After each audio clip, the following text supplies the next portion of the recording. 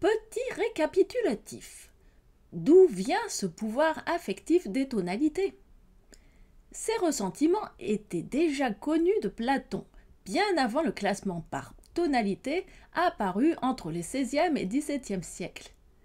Pour les innombrables compositeurs et théoriciens de la Grèce antique à nos jours, chaque tonalité exprime une émotion précise. Oui, on peut constater que les sentiments perçus diffèrent selon les personnalités et les époques. Est-ce psychologique? Est-ce culturel? Surtout lorsqu'on sait que les instruments n'ont pas toujours été tous accordés à la même fréquence suivant les époques et aujourd'hui encore suivant les pays. Mais d'une manière générale, sommes-nous tous barjots? Pourquoi prend-on plaisir à écouter des musiques tristes et encore plus quand on n'a pas le moral? Nos morceaux de musique préférés jouent sur la dopamine et la sérotonine, le fameux circuit de la récompense de notre cerveau. Étonnamment, un sondage de décembre 2022 révèle que sur les 100 chansons préférées des Français, le top 20 est essentiellement composé de chansons tristes ou mélancoliques. Les 6 premières allant de Ne me quitte pas de Jacques Brel à Mistral gagnant de Renaud. Et dans le registre classique, pensez au succès remporté par Le clair de lune de Debussy. La tristesse est pourtant un sentiment que l'on cherche généralement à fuir. Des tests effectués sur des patients dépressifs auxquels on a demandé de choisir des musiques a révélé que les sujets étudiés se sentaient tous mieux après avoir écouté une musique triste, prétextant que c'était relaxant et calme. Les chercheurs en ont conclu que ce genre de musique était bénéfique. En libérant une hormone réconfortante, la prolactine, les mélodies mélancoliques permettraient de ressentir des émotions positives liées à leur effet cathartique.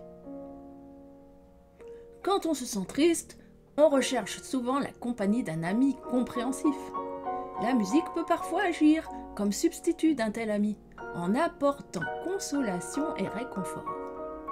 Quand vous écoutez de la musique qui exprime et traduit votre émotion, cela vous donne l'impression que quelqu'un comprend ce que vous ressentez. C'est pourquoi les personnes moroses se tournent presque inconsciemment vers des airs tristes. Cela permet en effet d'évacuer des émotions négatives, la mauvaise humeur. Et ça marche! La musique triste procurerait de l'émerveillement, de la tendresse et stimulerait l'imagination et la créativité. Alors que paradoxalement, écouter de la musique joyeuse ne rend pas forcément plus heureux. Alors n'ayez pas honte de pleurer devant un film ou en écoutant une musique, car c'est en fait signe d'une grande empathie et d'une intelligence émotionnelle. Mais nous ne resterons pas pour autant sur une note sinistre, car le mode sol mineur a lui aussi son côté joyeux. D'ailleurs, je vois très bien une course-poursuite style Benny Hill sur fond de l'Égyptienne de Philippe Rameau.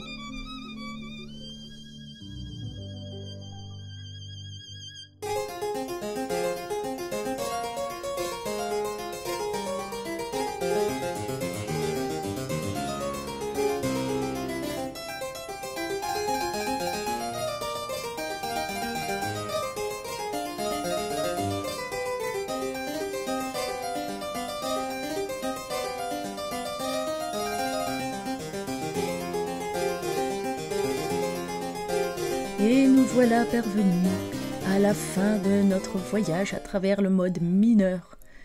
J'espère que vous avez fait une bonne traversée.